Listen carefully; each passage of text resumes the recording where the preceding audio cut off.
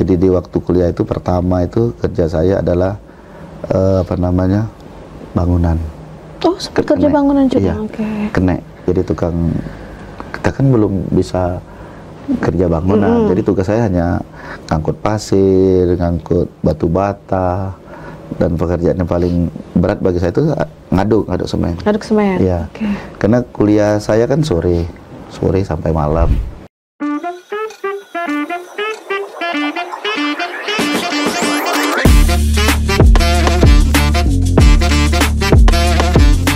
Assalamualaikum warahmatullahi wabarakatuh. Apa kabar pemirsa cerita kita Anya Sumsel? Nah, kali ini saya sudah bersama dengan sosok yang tidak asing lagi nih, yang merupakan Bupati terpilih Kabupaten Banyuasin. Kalau di tahun sebelumnya, di tahun 2024 ya, masih ingat betul ya betapa riuhnya pertarungan politik di Pilkada serentak 2024. Tetapi nih pemirsa ya, ada yang unik dan menarik karena salah satu dari Bupati terpilih ini mengambil gelar doktor. Dan selamat dulu nih Bapak Dr. Haji Asqolani sudah dapat gelar baru, dapat gelar doktor ya.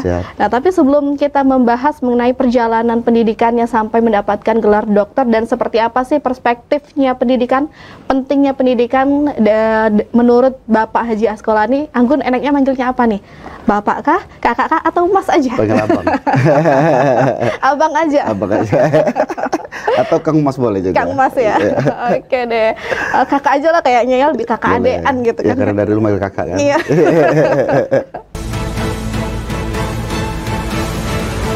Nih kalau kita kilas balik dulu nih Kak ya, sebelum kita membahas perjalanan panjangnya dari mulai SD, SMP, SMA, S1, S2 sampai akhirnya mendapatkan gelar doktor nih.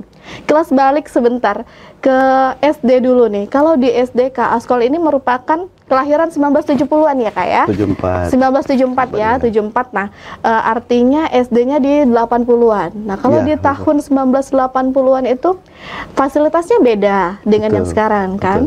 Nah, apakah seorang bupati terpilih ini juga mengalami masa-masa sulit pada saat SD? Mungkin ada yang pulang sekolahnya lepas sepatu, atau mungkin juga tasnya masih pakai tas kantong kresek, atau gimana nih Kak? Ya sebenarnya di masa kita, karena sekolah SD-nya kan di kampung. Kebenaran tempat tinggal kita itu bukan di desanya, tapi di tempat yang agak terpencil. Jadi jauh dari tempat sekolah. Lebih kurang 4 kilo lah perjalanan. Itu jalan? Jadi dia bukan hanya jalan, jadi kita naik kendaraan perahu, dulu kan perahu nyebrang Sungai Musi, baru kita jalan. Jadi perjalanan lebih kurang 1 jam lah, lebih kurang 1,5 jam lah, lebih kurang seperti itu.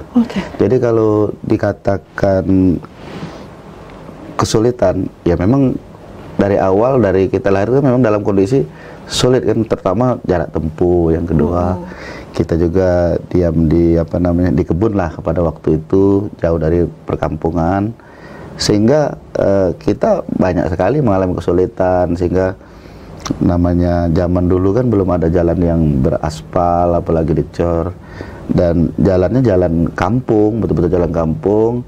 Kendaraan mobil pun nggak ada, motor pun nggak ada pada waktu itu, sepeda pun nggak ada. Jadi satu-satunya jalan perahu, naik perahu dan jalan kaki. Bener-bener jalan kaki. Betul. Jalan kaki terus naik perahu. Nah kalau hujan gimana tuh Kak? Apakah berhenti dulu atau stop dulu atau ya, kalau hujan dulu? Kalau hujan stop dulu lah. Berteduh dulu ya. Artinya karena memang kalau tidak berhenti kita basah.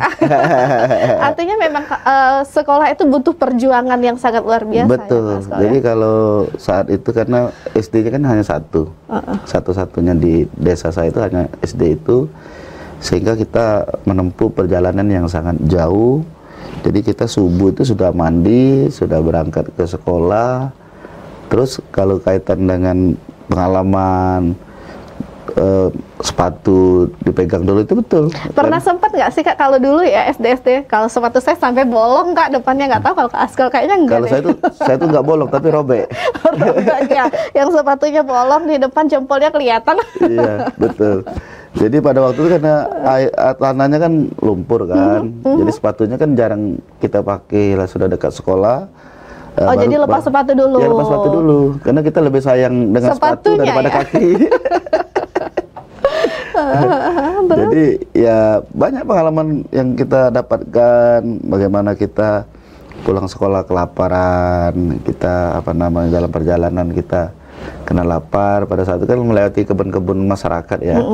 Kita mencuri kelapa pada waktu itu, tapi bukan untuk jual, untuk kita makan dalam perjalanan. Ya kenakalan remaja lah pada waktu itu. Kalau ada buah-buah, saya ingat waktu itu ada buah rambe, ada buah asam-asam, apa namanya, sempau kalau di kampung kami itu.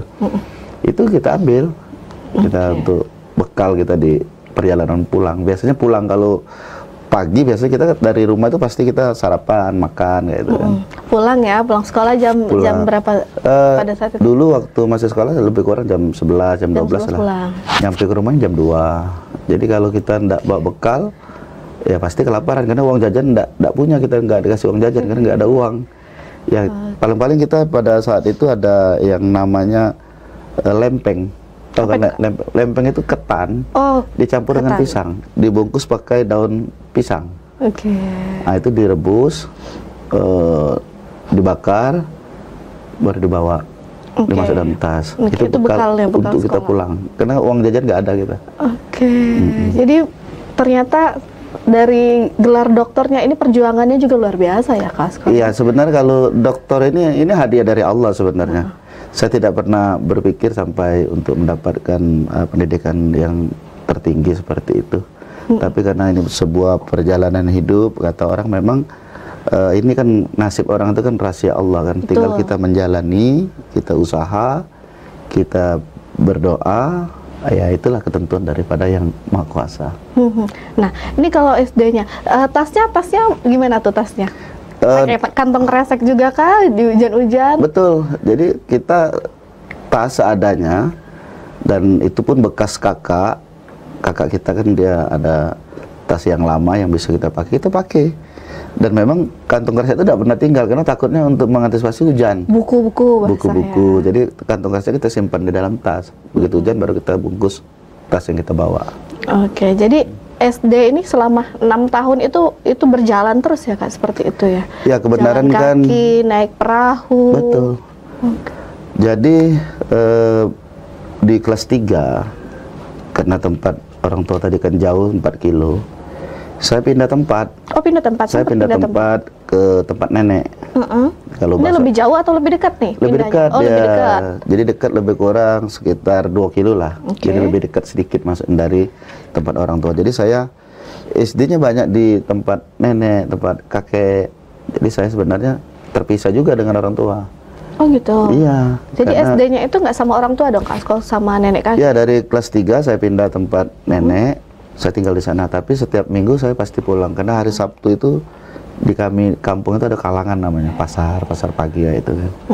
Jadi pas Sabtu libur kita pulang tempat orang tua. Senin pagi kita sekolah, sudah nggak pulang lagi, langsung tempat nenek. Untuk mendekatkan tempat tinggal dengan sekolah tadi. Nah, dalam perjalanannya tinggal sama nenek nih ya Kak, sekolahnya sempat nggak sih pada waktu itu ngambil kerjaan gitu, mungkin jadi kernet angkot atau jalan koran? Kalau gitu. lagi SD karena di kampung ya belum ada angkot pada waktu itu. Belum ada angkot. Tapi kita ikut juga kerja, seperti kalau libur pasti kita diajak orang tua ke sawah. Terus kalau di tempat nenek kita sempat juga cari uang. Waktu itu ada kalau bahasa kami itu jering, kalau sekarang kan bahasanya jengkol ya. Ya kita panjat jengkol, kita kupas, kita jual. Jualan jengkol? Iya, di kampung, di kampung tempat nenek. Masih ingat nggak berapa waktu itu jualannya? Sehari? Itu secantingan susu, puan, kalau bahasa di kampung itu kan puan namanya. Secanting itu Rp50. Rp50? Rp50 pada waktu itu. Tahun 83, 84 lah lebih kurang. Anggun belum lahir. Belum lahir ya, karena saya generasinya milenial ya Kak. Beda generasi kita itu. Ya, kita beranjak sedikit nih menuju ke perjalanan doktoralnya. Ini ada SD, sekarang kita perjalanannya ke SMP nih. SMP-nya di SMP Betung. SMP Negeri Betung. Yang unik dari SMP ini mungkin kepala sekolahnya Kak, ataukah gurunya, atau perjalanannya seperti apa nih Kak sekolah? Lagi-lagi kita dapat rayon, dulu kan sistem rayon di Sekayu atau di Betung. Saya milih di Betung karena kebenaran di Betung itu ada kakaknya ibu saya, jadi saya tinggal di situ. Ini lagi-lagi perjalanan jauh juga, lebih kurang ini lebih jauh. Oh, lebih jauh lagi dari yang SD? 5 kilo perjalanan. Oke. Jadi kita tempuh dengan jalan kaki. Nah, sekolah ini kan baru tahun keempat pada waktu itu, sehingga kita kelas 1, sekolahnya sore, sekolahnya siang. Kita masuk jam 1 pada waktu itu. Jadi karena kita juga lagi-lagi kesulitan ekonomi, kita pada waktu itu kerja di Abeling 3 PTPN 7. Jadi kerjanya merumput bawah pohon sawit waktu itu. Oke, saya ngebayangin dulu Kak, ngerumput ya. Iya. Pohon sawit. Jadi sistem kerja kan gini. Kebenaran di samping rumah tempat uak saya ini ada mandor besar, namanya masuk keluarga juga, yang membawa beberapa mandor, sehingga kerja kelompok. Maksudnya berkelompok, ada berapa orang. Jadi setiap pagi itu borongan, siapa yang selesai pekerjaan dia pulang kayak itu kan. Nah, kebenaran di kelompok saya kan yang paling umur paling anak-anak itu kan saya sendiri kan. Yang lain semua pada dewasa. Pasti di lorong tempat saya merumput itu kan saya pasti terlambat. Karena mereka kan cepat. Dan saya pasti dikeroyoki sama teman-teman yang lain, sama karyawan yang lain, dibantu maksudnya dibantu untuk menyelesaikan. Cepat-cepat. Iya. Orang sudah sampai 200 meter, saya paling baru 100 meter kayak itu kan. Karena ini kelompok dan mau pulang bareng, terpaksa mereka setiap hari itu pasti membantu saya. Dulu gaji saya ingat sekali gaji itu Rp700 sehari. 700 rupiah. Lumayan cukup untuk apa namanya uang jajan, untuk beli pakaian sekolah. Tapi itu tidak lama juga, sekitar 1 tahun lah lebih kurang. Naik kelas 2, saya lagi-lagi untuk mendekatkan tempat tinggal ke sekolah, saya ngekos. Oke. Ngekos depan sekolah. Ngekos depan sekolah ya. akhirnya. Okay. Biayanya? Nah, itu kan orang tua kan masih tetap kirim beras, kirim makanan, dan kirim uang, tapi secukupnya.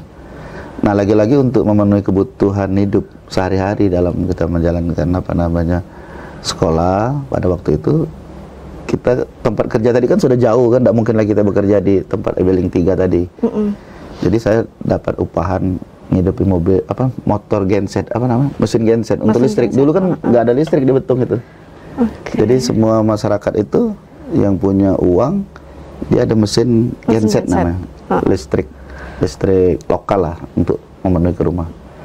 Jadi anak-anak kos pada waktu itu nggak ada yang bisa ngidupi mesin genset itu. Dulu ngengkol kayak ini. Oh, jadi salah satunya saya yang bisa. Jadi saya di situ dapat upah. Tapi upahnya bukan duit. Apa itu Kak? Dikasih lauk aja, lauk pauk. Jadi dikasih sayur lodeh, dikasih ikan goreng kayak itu kan. Jadi setiap sore saya ngidupi genset,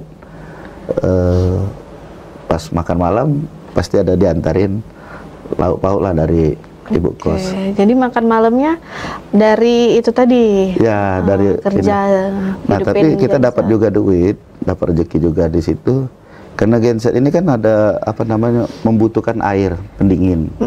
Jadi air pendingin kan memerlukan air. Nah, sementara untuk memenuhi air ini kan tempatnya kan agak jauh.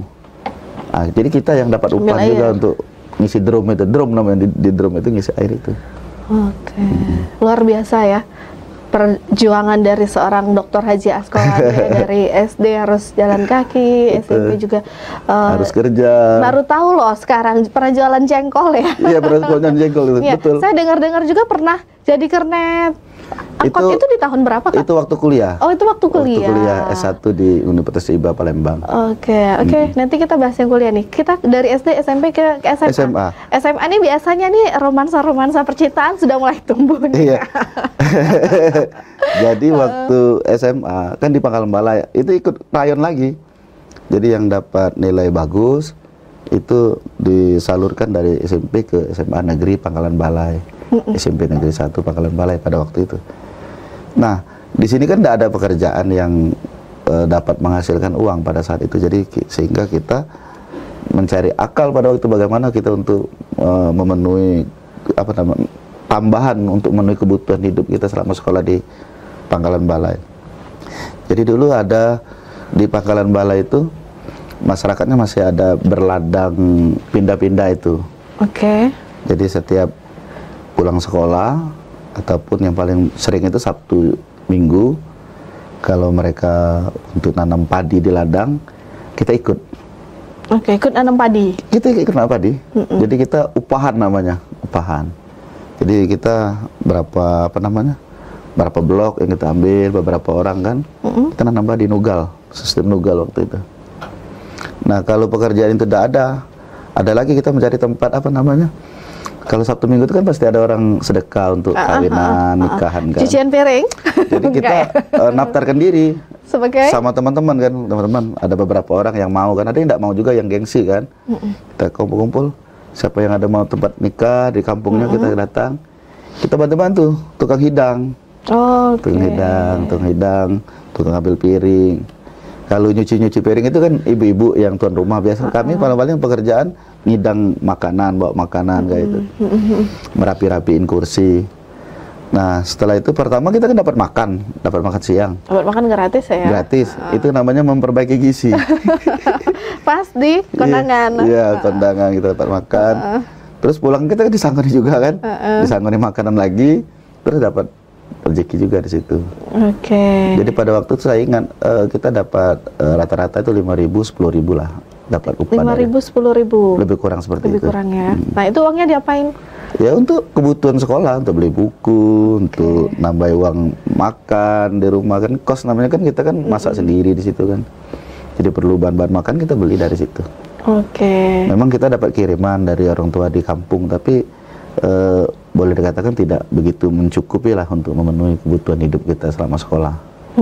Nah, ada yang unik nggak sih Kak pada saat SMA pada waktu itu? Ya kalau bicara cerita unik, mungkin ada ingat nih salah seorang gurunya, mungkin boleh nih di say hi dulu ke pemirsa podcast. Jadi cerita kita nih. Jadi pada waktu itu memang kalau di sekolah ya, memang masa-masa indahnya kita itu kan sebenarnya di SMA. Itu kan masa-masa remaja. Betul. Jadi kita pada waktu itu kan dibilang nakal, nggak juga nakal, tapi ya agak semi lah. Jadi kita sering bolos, sering dulu kan sekolah itu kan di pagar, kita sering naik pagar. Akhirnya kan karena keseringan, belum waktunya istirahat kita sudah minggat duluan, ketahuan juga kita kan. Tapi kebenaran ibu gurunya itu Ibu Diana, saya ingat betul ngajar biologi. Halo Bu Diana, ini muridnya suka lompat pagar. Ya, saya ketahuan dihukum sama beliau. Dihukum. Tapi dihukumnya enak karena gurunya baik. Dihukum bukan di push up, disuruh cari buah buah karet itu. Oh, buah karet, ya, terus? Untuk mainan anak-anaknya. Jadi disuruh nyari buah karet untuk mainan anaknya. Ya. Tapi dengan jumlah yang agak banyak pada waktu itu kan, agak sulit kan kita. Artinya perlu waktu kan. Teman-teman sudah pulang sekolah, kita belum. Masih nyari buah dulu. Mencari buah karet itu. Nah, itu. Terus yang kedua, saya sering sekali di perpustakaan, namanya Ibu Elin, perpustakaan, guru bahasa. Sama dulu dong, Bu Elin, kalau nonton podcast ya, ini jadi, muridnya. Pada waktu itu saya ingat, saya sering pinjam buku yang lebih lah di perpustakaan. Dia guru bahasa sekaligus kepala perpustakaan. Jadi saya minta tolong sama ibu kan. Saya pasti dipinjam lebih, dulu kan tidak boleh lebih dari 2 buku kan. Iya. Nah, kalau 2 buku harus putar kan, harus balik dulu nih buku yang lama yang dipinjam. Nah, kalau saya enggak, saya banyak dapat pinjaman karena saya dekat dengan beliau. Terus ada ordal ya? Ada orang dalam. Kedekatan dengan beliau. Termasuk juga dengan guru BK juga, karena saya dulu galak bohong juga saya dulu. Kalau lagi nggak suka dengan pelajaran, terutama bahasa Inggris, saya tuh paling nggak suka kalau bahasa Inggris. Kenapa? Ada apa dengan karena bahasanya Inggris? Beda kali. Jadi saya sering minggat, jadi pura-pura sakit lah kan, udah mampu nih masuk ruang BK kayak itu pada waktu itu. Nah, jadi kebenaran guru BK-nya kebenaran baik juga. Jadi saya suruh istirahat lah. Habis mata pelajaran bahasa Inggris, masuk lagi kita. Jadi sebenarnya sakit itu bisa dibuat-buat itu. Jadi habis guru bahasa Inggrisnya nanti marah nih Kak abis ini nih Kak. Iya, nggak bisa. Memang kita nggak begitu kurang tertarik ya dengan pelajaran bahasa Inggris ya. Saya bahasa Inggris tuh sampai hari ini taunya I love you kayak gitu. Tapi pelajaran yang paling disukain itu apa? Memang bakat politiknya itu memang udah dari zaman sekolah. Saya sebenarnya yang paling suka pelajaran itu dari SD, SMP, SMA itu biologi saya. Oh, biologi. Ya, di pertanian kayak itu saya hobi senang. Oke. Kalau pelajaran. Matematika kurang saya. Matematika kurang juga. Jadi saya hobinya tuh di biologi, dan memang di SMA saya A2 itu biologi pada waktu itu, kan ada jurusan biologi. Saya senang pelajaran Oh, jurusan memang betul biologi. ya. Oke. Di biologi itu kan ada pelajaran pertanian di situ kan, tentang makhluk hidup, termasuk juga kesehatan ada di situ. Itu. Oke, nah sekarang kita ke zaman-zaman Kuliah. nih. Kuliahnya di Universitas IBA ya? Iya. IBA dan lanjut lagi ke Unsri. Unsri ya, Sriwijaya. Universitas Sriwijaya. Nah, kalau di IBA nih seperti apa perjalanannya, Kak? Ya, saya tamat kan 93. Heeh. Jadi tidak langsung kuliah saya. Jadi saya kerja dulu. Kerja dulu jadi apa? Jadi sebelum bekerja, saya sudah 8 kali ikut tes Akabri pada 8 waktu. kali nih? 8 kali. 2 kali Akabri, 2 kali secaba angkatan darat, 2 kali secaba angkatan laut, 1 kali angkatan udara, 1 kali polisi. Jadi 8 Gagal. kali. Semua gagal. Pernah saya lulus di angkatan laut tahun 93 di akhir. Saya sempat dikirim ke Malang. Tapi pada saat itu ada kelebihan kuota jumlah yang lulus, sehingga terpaksa ada lakukan tes ulang di pentuhri ulang. Akhirnya salah satu orang yang tereliminasi saya. Oh, Kakak ya? Iya, saya. Oke, tapi Tuhan maha baik ya, Kak ya? Iya. Kalau lulus pada saat itu mungkin nggak jadi bupati, Kak, sekolahnya? Ya belum tentu. Atau keluar dulu? Belum tentu betul. Iya. Jadi saya betul-betul merasa pada waktu itu, Tuhan nggak adil lah. Terus rasanya hidup ini nggak ada Putus artinya asa lah lagi. ya, merasa putus asa. Dikatakan putus asa belum juga, Oh, tapi belum juga. tapi sudah mengarahkan situ. Karena saya sudah nggak ada artinya lagi hidup ini, sudah nggak manfaat lagi kayak itu. Nah terus tahun 94 belum kuliah itu, tahun 94 saya kerja serabutan. Pertama kerja itu di Palembang, itu di Yayasan TVRI Palembang. Oke. Yayasan TVRI Palembang ini kolektor, bukan penyiar. Tagih iuran TV dulu. TV ini kan ada iuran dulu. Di tahun 93 94 itu masih ada iuran. Jadi saya itu keliling ngedari rumah untuk nagih iuran TV. Nah, Oke. Alhamdulillah lebih kurang 1 tahun. Saya tes lagi Akabri di tahun 94, gagal lagi kan. Terus masuk Secaba, gagal lagi saya. Akhirnya 94 akhir saya ngobrol sama ibu, dengan kalau bahasa kami bukan ibu, emak. Jadi ngomong, saya sudah menyiapkan persyaratan, saya akan berangkat menjadi tenaga TKI. Tenaga kerja Indonesia. Sempat mau jadi TKI juga ya? Iya, tahun 94 akhir. Kemana ya waktu ke Jepang. Ke Jepang. Jadi saya sudah menyiapkan semua syarat-syarat itu sudah saya siapkan semua. Tinggal menyerahkan uang perjalanan sama izin orang tua. Dulu kan izin orang tua, karena saya masih umur 19 tahun pada waktu itu kan. Jadi izin orang tua. Alhamdulillah nggak dapat izin. Nggak diizinin ya? Terlalu jauh kata emak, Jepang. Nanti nggak ketemu lagi katanya kan. Ternyata emak sayang juga dengan saya kira. Jadi akhirnya karena tidak dapat izin, sudah saya nggak jadi menjadi TKI. Nah, ini syarat emak. Akhirnya balik jadi? Harus kuliah katanya. Oke. Saya sadar karena orang tua saya kan secara real tidak mungkin. Saya tahu persis bagaimana kemampuan orang tua saya, tidak mungkin untuk mampu membiayai kuliah saya. Tapi mak ngotot, pokoknya bismillah aja kata mak. Saya mampu, kami sebisa kami, pokoknya harus kuliah kayak itu kan. Saya anak pertama, saya anak nomor 2, tapi yang pertama yang kuliah. Yang pertama kuliah, kakak anak nomor 2 dari berapa saudara? 6 saudara. 6 saudara. Okay. Pokoknya dipaksa mak itu harus kuliah. Ya sudah, karena orang tua nekat, saya juga memang dari hati yang paling dalam juga memang ingin kuliah. Ya sudah, bismillah kita kuliah. Dan ini ada cerita sebelum saya kuliah.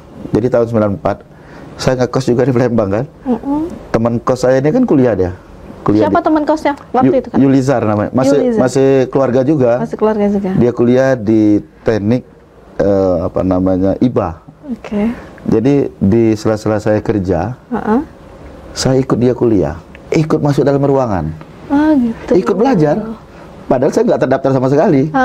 Kebenaran guru di IBA itu hampir 90% kan dari Unsri. Jadi dosen-dosen terbang dari Unsri kan. Sehingga mereka kan tidak begitu kenal persis kan dengan mahasiswa kan. Jadi saya ada beberapa kali itu ikut belajar. Padahal saya belum kuliah tahun 94 kan. Ikut belajar. Nggak ketahuan sama dosen. Saking mau kuliah, untuk mau kuliah. Pendidikan. Nah, sampai sejauh itu saya ikut. Akhirnya tahun 95 sepakat dengan orang tua, saya daftar di Universitas IBA Palembang. Nah, karena kondisi ekonomi juga tidak baik-baik saja, ya terpaksa saya kerja kembali. Jadi di waktu kuliah itu pertama itu kerja saya adalah bangunan. Oh, sempat kerja bangunan juga. Iya, kenek. Jadi tukang, kita kan belum bisa kerja bangunan. Jadi tugas saya hanya ngangkut pasir, ngangkut batu bata, dan pekerjaan yang paling berat bagi saya itu ngaduk semen. Ngaduk semen. Iya. Karena kuliah saya kan sore sampai malam tiap hari waktu itu. Jadi pagi saya memanfaatkan untuk kerja. Nah, dalam waktu beberapa tahun, setahun saya bekerja serabutan seperti itu, saya dapat tawaran, lagi-lagi tawaran dengan kawan-kawan, jadi kerja sales. Nah, jadi saya kerja sales dulu. Sales apa nih, Kak? Perabotan rumah tangga. Oh, sales perabotan rumah. Dari rumah ke rumah dong? Iya, panci, Bu, panci gitu. Semua barang, termasuk lemari, panci, semua. Pokoknya perabotan rumah tangga, kita tawarin dengan ibu-ibu. Boleh praktek dulu nggak sih gimana pada saat itu? Kita kan ibu-ibu kan kalau di komplek-komplek kan banyak duduk. Bu, permisi Bu, kami menawarkan barang-barang rumah tangga ini Bu. Tapi kan kita bawa brosur-brosur, tidak bawa barang, brosur-brosur. Ini Bu, ini harganya murah Bu, ini bagus harganya ini. Ternyata ibu-ibu tuh banyak juga yang beli. Karena yang ganteng kali yang jualnya. Bukan hanya itu sebenarnya. Saya lihat gini mungkin arah lebih kasihan mereka ya. Jadi ada cerita sampai hari ini jadi dulur saya. Jadi ada rumah besar. Saya ingat betul waktu itu ada rumah besar. Itu baru sedang bangun dia. Sedang pembangunan. Sedang pembangunan rumah besar. Tapi sudah hampir selesai. Mungkin 80% lah ya. Jadi kami mampir, nawarin barang-barang. Pak, pamit Pak, izin mau nawarin barang. Bisa ketemu bos nggak Pak? Oh ya, tunggu sebentar katanya. Orangnya hitam, kurus. Ya, dia bukan bos. Saya pikir dia kepala tukang. Jadi kan, oh ya sebentar, tunggulah sebentar ya katanya. Waktu itu sore kami pulang kuliah, langsung nawarin barang. Terus dia nanya kan, ada dari mana? Saya bilang saya kuliah di IBA, kami berdua kan. Berdua, yang teman saya sekarang jadi polisi sekarang pangkatnya kompol, Yuliansa namanya. Yang teman saya sales ini. Jadi kami tawarin, saya tak pernah nyangka bahwa ini bosnya. Saya pikir ini karyawan kan, kepala tukang tadi. Ya. Terus orangnya baik. Tunggu, nanti kita ambil barang ini katanya. Pak, bosnya mana Pak? Ya nanti saya sampaikan dengan bos saya katanya. Kami dikasihnya alamat, rumahnya di di Kedamaian. Oh, di Kedamaian. Rumah Kedamaian. Orang kaya. Terus nanti temu siapa Pak? Ya nanti temu saya juga nanti sana, saya sampaikan dengan bos saya. Jadi pas ke rumah datang, wah ini orang kaya benar ya. Ada Bapak itu, Pak. Izin Pak, mau yang kemarin Pak. Oh iya. Bosnya mana Pak? Dia pasti melayani kami. Kami bingung kan, kok Bapak ini ngeyel? Kita mau ketemu bosnya, kok masih dia yang nemuin kita? Belum kepikir waktu itu. Saya nggak tahu bahwa ini bosnya. Belum kepikir kalau ini bosnya, karena penampilannya nggak mendukung. Nggak mendukung. Makanya salah satu pelajaran bagi kita jangan melihat orang dari fisik ya. Oh ternyata dia pesan ini. Nanti saya sampaikan aja dengan bos saya pesan ini. Banyak dia pesan kan. Menarik. Terus kami pikir, jangan-jangan ini bosnya kami ngomong sama Yuliansa itu, Anca. Tidak mungkin. Masa bos kayak itu katanya kan. Akhirnya sudah ambil barang, besok kami antar barang. Ternyata betul dia bosnya. Dia bosnya. Akhirnya dia beli dulu video ada video yang pakai kaset. Jadi kami setiap hari itu 3 hari itu pasti ke rumah dia ngantarin kaset baru kan. Dulu kan pakai kaset ya baru kan. PCD namanya. Jadi kami antar ke sana. Akhirnya dekat, akrab. Kami selesai kuliah. Tetap dekat dengan dia sampai hari ini tetap dekat. Sempat saya tanya, Pak, dulu namanya Pak Aslam Mahrom, pernah jadi DPRD Provinsi Sumatera Selatan. Pak, kenapa Bapak itu dulu beli barang-barang kami? Padahal Bapak kan belum begitu butuh Terus bapak sering kasih duit kami. Saya sampai sedih nih ceritanya Kak Asko. Jadi dia sampai jelaskan, Dek, saya itu terus terang katanya, saya itu kasihan sama adek itu. Sampai dia ngomong kayak itu. Nah jadi saya mikir ya, salah satu pelajaran yang paling berharga bahwa kita pertama jangan pernah menilai orang itu dari fisik, tapi nilailah dari kebaikannya. Terus saya pikir lagi, oh ternyata orang hebat ini ya, orang sukses ini pasti orang baik. Makanya saya buat slogan, orang sukses itu pasti orang baik. Walaupun orang baik belum tentu jadi orang sukses, tapi kalau orang sukses itu pasti jadi orang baik. Saya sampai hari ini banyak mengenal orang-orang yang sukses dalam dalam pekerjaan apapun, pasti dia orang baik. Saya tidak pernah menemukan orang sukses yang tidak baik. Kalau dia sukses baik, tidak baik, pasti dia jatuh. Pasti jatuh dia. Makanya banyak orang sukses jatuh-jatuh, berarti kan ada hal yang dilanggarnya.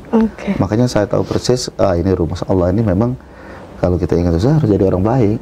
Ya, baik dalam tanda kutip ya semua, dalam perbuatan, dengan tingkah laku, apa saja yang bisa kita lakukan untuk membantu orang. Termasuk salah satu beliau ini, dia niatnya bukan hanya kebutuhan barang yang dibutuhkan, tapi memang dia kasihan, karena dia tahu kami kan kuliah, kok anak ini nekat benar katanya kan, pulang kuliah langsung nawarin barang dari rumah ke rumah. Jadi dia beli barang, di samping memang mungkin dia butuh, tapi tidak butuh-butuh amat kayaknya. Tapi memang dia beli itu cuma untuk niatnya tuh niat membantu, kasihan dengan kami. Dan setelah kejadian itu kan saya cerita juga sama beliau, kenapa Pak beli barang-barang itu kemarin, Bapak begitu baik dengan kami. Saya kasihan sama kamu katanya. Akhirnya masih ada cerita sedih yang lainnya, masih panjang, nggak boleh cerita kita. Saya mau minta tisu dulu, boleh? Jadi pada waktu itu tidak cukup di situ aja penderitaan kita, karena saya betul-betul secara ekonomi tidak memungkinkan untuk membayar SPP. Dulu SPP saya itu kan satu semester kan sekali kan bayar kan. Kalau tidak salah itu hanya 600 atau 700 ribu satu semester. Bayangkan uang 700-600 ribu itu pun kita nggak mampu untuk bayar. Nah, saya alhamdulillah di tahun kedua saya kuliah, saya dapat beasiswa Super Semar pada waktu itu. Oh, dapat beasiswa. 96 tuh beasiswa Super Semar. Nah, 96 masuk tahun 97 kan masuk reformasi. Nah, Super Semar 97 itu ditiadakan lagi karena Soeharto sudah mendekati kejatuhannya. Saya mikir, saya kan ikut demo menjatuhkan Soeharto juga pada waktu saya kan aktivis juga kan. Gara-gara Soeharto mau jatuh, Super Semar saya dihapus kan. Jadi nggak dapat beasiswa. Tahun kedua ya tidak mungkin lagi Super Semar nggak ada lagi. Nah, saya mikir kan, ya Allah gimana saya mau bayar SPP. Dampaknya kan seperti itu akhirnya kan. Akhirnya alhamdulillah ada namanya beasiswa PPA, Prestasi Peningkatan Akademik pada waktu itu dari Kopertis Palembang. Untuk mahasiswa berprestasi. Ya, jadi syaratnya 3 kemarin tuh. Pertama, dia punya IPK di atas 3. Kedua, dia aktif berorganisasi. Ketiga, tidak mampu. Saya tiga-tiganya memenuhi syarat. Saya waktu itu IPK 3,2. Terus saya adalah pengurus senat dan saya juga tidak mampu. Jadi masuk syarat. Jadi tahun 97 saya dapat beasiswa PPA, makanya bisa lanjut kuliah. Terus tahun berikutnya syarat PPA ini IPK ini harus naik, tidak boleh tidak naik. Kalau tidak naik, di stop. Alhamdulillah naik 1 cuma. Jadi pas untuk memenuhi syarat aja. Terus tahun berikutnya sama naik juga 3,4. 1 juga naiknya. Persis hanya untuk memenuhi syarat PPA tadi. Kalau tidak, mungkin saya nggak bisa lanjut kuliah. Sampai selesai kuliah dapat beasiswa Kak Asko? Sampai habis. Jadi saya bayar sekolah itu hanya satu kali? Bukan 1 tahun cuman. Dua semester 1, semester 2. Selebihnya beasiswa? Beasiswa. Jadi 2 semesternya Super Semar dan semester berikutnya adalah PPA. Jadi itu. Jadi untuk memenuhi ongkos, kan saya kan ngontraknya kan di Pak Jo, kuliahnya kan di IBA. Itu tadi salah satunya jadi kena sopir angkot Palimo itu. Kernet angkot Palimo. Oh, bukan bis kota ya? Bukan, dulu belum ada bis kota. Oh, belum ada bis kota. Ada bis kota. 97 sudah ada bis kota. Tapi saya kena angkot Palimo yang merah itu. Sehari dapat berapa waktu itu Kak? Dapat Jadi kan kalau saya itu kan bukan hari, saya kan ngambilnya malam. Jadi pulang kuliah malam jam 7, jam 8, itu baru jatah saya sampai pagi, sampai subuh. Jadi dapat gaji 2.000, dapat nasi bungkus, sebungkus. Oke. Itu aja. Kebenaran supir kena ini dekat kos saya, sebelah kos. Namanya Asmadi. Namanya Asmadi. Senamo dengan kakak aku, Asmadi. Sekarang masih hubungan masih sangat baik sekarang. Kemarin dia acara nikahan anak, saya hadir. Oke. Oh, malam-malam jadi keren angkot sampai subuh ya? Sampai subuh. Dapatnya 2.000. 2.000 rupiah. Pada saat itu sudah nasi bungkus. Cukup untuk memenuhi? Ya sebenarnya nggak cukup. Tapi waktu itu karena zaman reformasi, saya kan aktif berorganisasi. Saya ikut senat, terus saya ikut kegiatan-kegiatan demo pada waktu itu. Jadi di situ juga kami kan sering dapat sumbangan juga, bantuan-bantuan dari orang-orang yang memang apa namanya, orang yang senang dengan gerakan-gerakan kami pada waktu itu untuk menjatuhkan rezim Orde Baru pada waktu itu. Jadi saya hidupnya di organisasi juga di waktu itu, jadi sebagai tambahan. Tapi ada pengalaman menarik juga. Saya apa tuh, Kak? Kan sering kuliah ini kan jauh kan, 2 kali naik taksi kan. Ya ada satu waktu saya mau kuliah, uang benar-benar nggak ada uang. Terus gimana caranya nih? Cepat kehabisan uang, Mbak? Iya. Jadi saya jalan kaki saya. Dari Pak Jo itu sampai ke Lemabang Universitas Iba itu jalan kaki. Lebih kurang 1 jam lah, lebih kurang.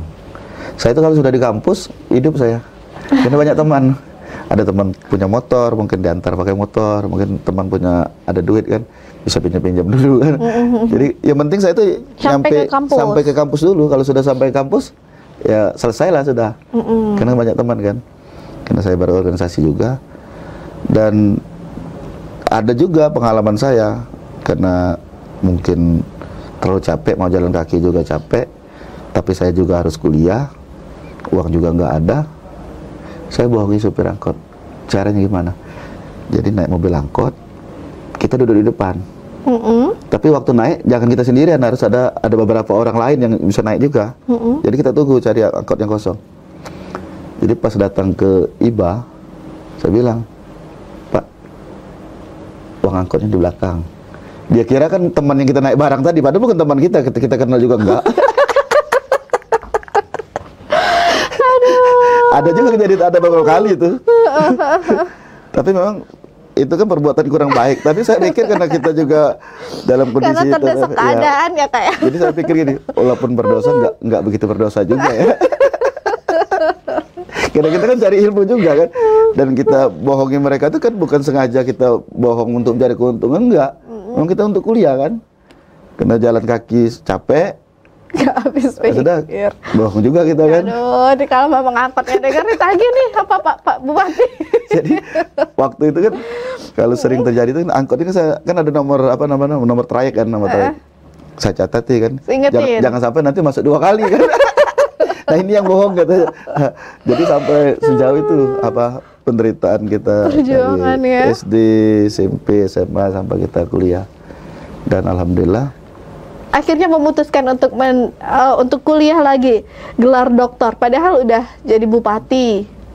Sibuk nih pasti kan? Ya kan ngambil S2 dulu, tapi waktu itu saya kan sudah nikah. Jadi saya nikah itu tahun 2001. Jadi saya nikah itu belum wisuda, tapi kuliah saya sudah rampung. S1 apa S2 nih? S1. 2001 itu S1 kan selesai kuliah kan? Belum selesai kuliah? Belum. Jadi saya nikah duluan. Jadi dalam waktu 1 minggu itu ada 4 panggung itu menunggu saya. Hari Jumat akad nikah, hari Sabtu yudisium, hari Minggu pagi resepsi pernikahan, hari Senin saya diwisuda. Oh wow, luar biasa. Luar biasa. Yang saya nikahi anggota dewan. Saya pengangguran waktu itu. Jadi ini yang menarik nih, pada saat itu ini mulai terjun ke politiknya artinya pada saat setelah menikah ya, Pak Skol ya? Ya sebenarnya saya di waktu masih mahasiswa di zaman reformasi itu saya sudah masuk politik. Waktu itu namanya Partai Uni Demokrasi Indonesia Pudi, pimpinan Pak Sri Bintang Pamungkas. Saya wakil sekretaris DPW pada waktu itu wilayah. Jadi masuk politik sudah belajar politiknya di situ. Pada saat kuliah ya? Iya, saat kuliah. Saya sempat calon DPR provinsi pada waktu itu di Partai Putih. Tapi tidak dapat suara, dapatlah dikit. Itu awal. Nah, menikah tahun 2001 dan selesai juga kuliah, rampung. Istri saya kan anggota dewan dari PDI Perjuangan. Dan saya belum masuk PDI pada waktu 2001. Saya masuk partai itu di PDI Perjuangan itu tahun 2002. Sebagai pengurus ranting pada waktu itu. Dari tingkat yang paling bawah. Nah, melanjutkan S2 itu 2005. Saya waktu itu sudah biaya sendiri karena saya sudah jadi pengusaha pada waktu itu. Usaha apa waktu itu? Jadi kontraktor. Kontraktor. Ya. Tapi sebelum jadi kontraktor kita kan jadi pengacara dulu waktu itu. Pengangguran banyak acara ya? Iya, gitu. Jadi advokat di LBH Palembang dengan Pak Lamsa Hanafiah almarhum juga pernah gabung di sana. Tapi tidak lama juga, lebih kurang 1 tahun lah kita jadi pengacara. Sempat jadi pengacara juga nih. 1 tahun lebih kurang. Selesai kuliah ya, kuliah. Karena saya tidak mau advokat. Karena istri kan anggota dewan. Saya kan harus ada pekerjaan. Mau pekerjaan perusahaan kan bukan hal yang mudah. Waktu itu ada tes pengacara, saya ikut, lulus. Jadi saya jadi pengacara, jadi tidak pengangguran juga kita kan. Oh, bukan pengacara pengangguran banyak acara tadi, bukan ya? Benar-benar pernah jadi advokat ya, terus kuliah lagi S2, masih mengambil hukum ya? Ya, saya linear dari S1, S2, sampai S3 di Fakultas Hukum. Memang tertariknya di hukum ya Kak Askol ya? Ya, sebenarnya pada waktu itu kalau cita-cita awal itu kan mau pertanian. Cita-cita awal saya itu kalau kuliah itu mau pertanian, tapi karena ini perjalanan hidup saya dan ini yang pas menurut saya, ya saya di Fakultas Hukum. Karena salah satu yang paling penting, kita harus konsisten dengan apa yang kita dapatkan itu. Berarti Allah lebih mengarahkan kita di sini. Makanya kita harus komitmen, harus istiqomah apa yang sudah kita dapatkan itu. Jadi tahun 2005 kita kuliah di Unsri, Trisjaya, pasca sarjana. 2008 kita wisuda. 2009 calon dewan, alhamdulillah jadi. Kebenaran juga alhamdulillah dipercaya menjadi pimpinan dewan pada waktu itu. 2010 jadi ketua DPC PDI Perjuangan Kabupaten Banyuasin. 2013 saya sempat calon bupati, kalah tapi. Jadi pernah kalah juga. Berapa kali nyalon bupati kalah waktu itu? 2 kali ya? Kalah sekali. Kalah sekali. Menang 2 kali. Yang kedua dapat 2 bupati terpilih ya. Nah ini yang kedua, yang ketiga. 1 kali gagal, 2 kali berhasil berarti. Betul, ya? 1 kali gagal. Jadi kalau mau berhasil harus ada gagal. Harus ada gagal dulu. Tapi memang pernikahan ini akhirnya membawa keberkahan untuk Kak Askol sendiri ya, artinya ya? Iya, lebih kurang gitu. Karena memang perjalanan Allah kan, perjalanan hidup kita yang dibimbing oleh Allah. Sehingga kita ketemu jodoh, kita selesai kuliah. Akhirnya kita bisa bekerja sebagai lawyer pada waktu itu, sebagai pengacara. Terus karena banyak teman pergaulan, kita buat perusahaan, kita jadi kontraktor, kita jadi direktur sendiri pada waktu itu. Terus kita masuk politik, alhamdulillah. Tapi ini menarik ya Kak Askol ya. Sudah jadi bupati waktu itu kan, mengambil S3 kan, udah jadi bupati. Harta tahta nih, godaan terakhirnya wanita nih. Tapi Kak Askol lebih memilih untuk ke pendidikan. Kenapa? Iya, karena gini, pendidikan itu sangat penting. Karena di pendidikan itu kita dapatkan ilmu ya, ilmu, pengalaman, pergaulan.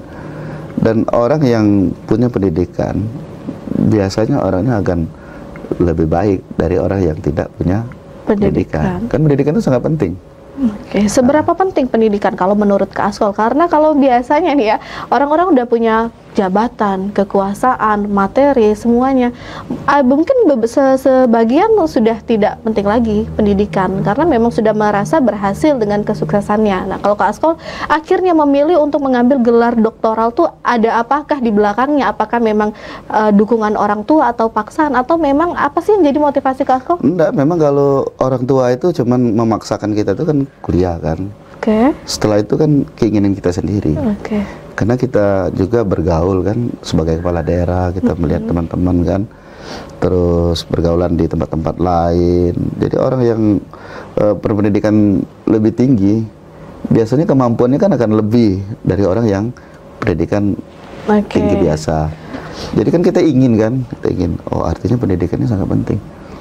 Dan ini pendidikan formal, dan pendidikan itu sebenarnya bukan hanya pendidikan formal saja, pendidikan dari perjalanan hidup kita sehari-hari pun namanya kan ada secara langsung dan tidak langsung kan juga pendidikan. Tapi yang disampaikan Mbak Anggun ini adalah pendidikan yang formal. Jadi saya kira kita harus, ini kan kesempatan, kita masih punya waktu, kita masih punya masih rezeki, muda, ya. Kita masih juga umur masih muda, tapi tidak begitu muda-muda muda ya. Jadi ya kesempatan ini kenapa tidak kita manfaatkan kan, ya untuk kita, untuk anak-anak, untuk agama, untuk bangsa dan negara. Ya saya pikir saya juga punya teman umur lah 60 tahun dia juga masuk kuliah. Ya mungkin kalau yang udah seusia-usia yang ini udah males lah kayak mau belajar lagi gitu, tapi aku masih tetap semangat. Rahasianya apa? Pokoknya inti tidak boleh malas, karena hidup ini adalah sebuah proses panjang yang harus kita jalani sampai Allah akan mengambil kita nantinya. Oke. Ngomong-ngomong S3-nya berapa tahun nih? 2 tahun 3 bulan. 2 tahun 3 bulan. 2 tahun 3 Oke, bulan. Ini termasuk yang cepat ya, atau pengambilan gelar doktoral ya? Alhamdulillah. Ini lika-likunya seperti apa, Kak? Perjuangan sebenarnya ya pasti ada lika-liku ya, namanya perjuangan, tidak mungkin lah dalam sebuah proses yang sangat berat. Apalagi saya pada bolak-balik ya, kan? apalagi saat itu kan saya sedang menjabat bupati dan pasca Covid juga ya, dan pasca sendirian juga pada waktu itu kan. Ini cerita sedih. Jadi ya saya kira banyak. Pertama waktu ya, bagaimana kita harus ngurus anak, bagaimana kita harus ngurusi pekerjaan. Sebagai single dad, iya, harus ke pendidikan juga, ngurusin masyarakat Banjarmasin juga. Ternyata setelah kita punya niat yang baik, kan yang intinya itu kan niat yang baik, pasti diberikan Allah jalan lah, diberikan kemudahan lah untuk membagi semuanya itu. Dan alhamdulillah selesai juga. Dan alhamdulillah selesai 2 tahun 3 bulan. 3 bulan di Universitas Borobudur, Jakarta. Oke. Dan itu universitasnya unggul dong. Oh, ya pastinya. Iya. Dan cum laude juga itu. Oke, selamat sekali lagi untuk Kak Askol untuk gelar doktornya ya. Dan saya terus terang tidak pernah membayangkan ya dari awal itu bisa sampai mendapatkan gelar dokter, tidak pernah membayangkan saya. Pertanyaan terakhir saya, apa mau lanjut jadi profesor? Ya alhamdulillah sekarang ada sudah beberapa universitas lah yang menawarkan kita untuk jadi dosen. Dan ada satu. Oh itu benar ya, bukan hoax ya? Benar. Jadi kalau sudah situ ya kemungkinan. Jadi kita juga tidak begitu target ya, harus profesor atau enggak. Tapi yang namanya perjalanan, siapa tahu kan ada. Who knows ya? Ya gitu. Jadi kita jalanin aja hidup. Yang penting dengan niat yang baik, yang tulus lah. Mungkin nanti kalau masa jabatannya udah habis jadi dosen ya Kak Askol ya? Ya sekarang aja ditawari jadi dosen, saya sudah kan gitu-gitu. Saya terima lah, mungkin saya terima lah, mungkin salah satu mahal bayarannya. Sebenarnya apa namanya pekerjaan itu jangan kita hitung dengan bayaran, dengan materi. Materi ya. Kalau kita sharing hitung, ilmu ya. Kalau kita hitung dengan materi ya mungkin hanya itu kita dapatkan kecil. Jadi yang penting kita tulus, ikhlas, mengajar, kerjakan sesuai dengan kemampuan dan kewenangan kita. Rezeki itu akan datang sendiri, Gun. Kalau saya yakin betul. Saya tuh walaupun kadang-kadang tidak punya uang, tapi tetap ada. Makanya saya sering ngomong sama kawan-kawan, kita jangan berpikir hanya rezeki, oh gaji saya sekian, saya nggak cukup gini, tidak cukup itu. Itu kan pikiran kita saja. Ini hitungan matematikanya, betul. Tapi hitungan Tuhan berbeda. Beda. Kenapa kita tidak ngikuti hitungan Tuhan? Sementara hitungan kita kan terbatas. Hitungan Tuhan kan nggak terbatas. Unlimited. Iya, kenapa tidak? Allah kan Maha Kuasa, Allah Maha Besar. Tidak ada yang tidak bisa kalau Allah sudah berkehendak. Kun fayakun katanya. Betul. Tidak ada yang tidak bisa. Kenapa kita tidak yakini itu? Maka dari perjalanan hidup saya, dari yang susah sampai ini semuanya kuasa dan kebesaran Allah. Saya nggak bisa apa-apa dan tidak ngerti apa-apa. Ternyata semuanya bisa, nggak ada yang nggak bisa. Makanya saya yakinnya 100%. Makanya dengan Allah itu kita tidak boleh yakin 99%, 100%. Kalau Anggun dengan saya boleh tidak yakin. Tapi kalau dengan Allah harus yakin dong. Iya. 100%. Makanya serahkan dari kehidupan kita kepada Allah. Tapi tidak bisa juga kita serahkan tapi kita tidak ada usaha, tidak harus berdoa. Kan Allah ini kan ada syarat, kan ada perintahnya, ada larangannya. Ya maksimal aja kita istiqomah untuk menjalankan perintah-perintah Allah itu. Dan istiqomah juga kita menjauhi, menghindari larangan-larangan. Kadang-kala larangan itu akan menjadi sebuah tembok tinggi yang iya, betul. rezeki. Betul. Tapi sebagai manusia biasa ya, pastilah kita sebagai manusia biasa ya, yang namanya dunia ini kan tempat pahala dan dosa kan. Seperti itu. Tinggal kita taubat, minta ampun kepada Allah. Dan saya selama ini menjalani kehidupan ini tidak ada yang tidak bisa. Jadi sebenarnya kuncinya di kita. Allah itu ngikuti kita. Yang penting niatnya lillahi ta'ala, karena Allah. Dan itu pasti jadi. Kita yakin. Dan aku sudah buktikan, tidak ada yang tidak jadi. Yang tidak jadi itu kan karena kita kerjakan sendiri, pikir sendiri. Apalah artinya kita. Oke, jadi kesimpulannya apapun usaha kita, apapun bentuknya, tetap libatkan Allah dalam segala urusan. Iya, harus dengan Allah. Doa juga. Doa itu kan dengan Allah. Kita ini sebenarnya tidak ada daya upaya, Gun. Tidak ada. Makanya kita jangan merasa hebat, jangan kita merasa oh ini sudah dokter, kita tidak bisa. Kalau Allah berkehendak, sedikit aja, Tentu aja gitu ya. selesai. Dihilangnya ingatan, habis segala ilmu profesor, dokter segala macam. Banyak sudah contoh. Banyak. Ada orang yang tidak dokter tapi ilmunya, kemampuannya lebih dari seorang dokter, banyak. Nah kalau bisa ya dokter, ya kemampuannya dokter dong. Itu keinginan kita, karena keinginan kita kadang-kadang beda juga dengan keinginan Allah. Dan keinginan Allah pasti akan lebih baik. Pasti kita hanya kan sering memaksakan diri, inginnya kita, egonya kita itu kan itu. Maka dalam perjalanan hidup tadi, kalau saya jujur sampaikan, memang inilah tentang kebesaran dan kuasa Allah itu memang betul-betul ada dan nyata. Tinggal kita aja mau nggak untuk itu semua. Oke. Baik, Kak Askol, terakhir motivasi nih buat teman-teman di podcast cerita kita untuk supaya tetap semangat di dalam pendidikannya. Jangan mau kalah dong sama Pak Dokter. Yang paling penting kita di dalam menjalani proses sebuah kehidupan yang panah ini, teruslah kita untuk mencari ilmu, baik pendidikan formal maupun pendidikan non formal. Tentunya pendidikan adalah hal yang sangat penting dalam kehidupan kita, karena ini adalah banyak ilmu, banyak teman dan pengalaman juga kita dapatkan di sini. Insya Allah dengan kita mendapatkan pendidikan yang lebih tinggi, insya Allah kehidupan kita akan lebih baik. Gitu. Amin. Oke. Kak Askol, terima kasih sudah mampir di podcast cerita kita. Sekali lagi selamat untuk gelar doktornya. Mudah-mudahan ini bisa menjadi berkah sendiri untuk Kak Askol. Informasinya mau dokter juga ya? Amin. Ya, saya tunggu beasiswanya dari Pak Bupati. Oke, pemirsa cerita kita Sumatera Selatan Anyu Sumsel. Nah, demikian perbincangan kita bersama dengan Bapak Dr. Haji Askolani SHMH. Udah panjang nih gelarnya, Kak. Banyak gelar. Apalagi tambah gelar profesor ya di depannya, mudah-mudahan insya Allah ya jadi gelar profesor ya. Nanti kita akan balik lagi tentunya di episode berikutnya, kita akan bahas tuntas mengenai karir politiknya. Kalau tadi mengenai karir pendidikannya, nanti kita akan bahas karir politiknya ya. Boleh, oke, terima kasih, sampai jumpa.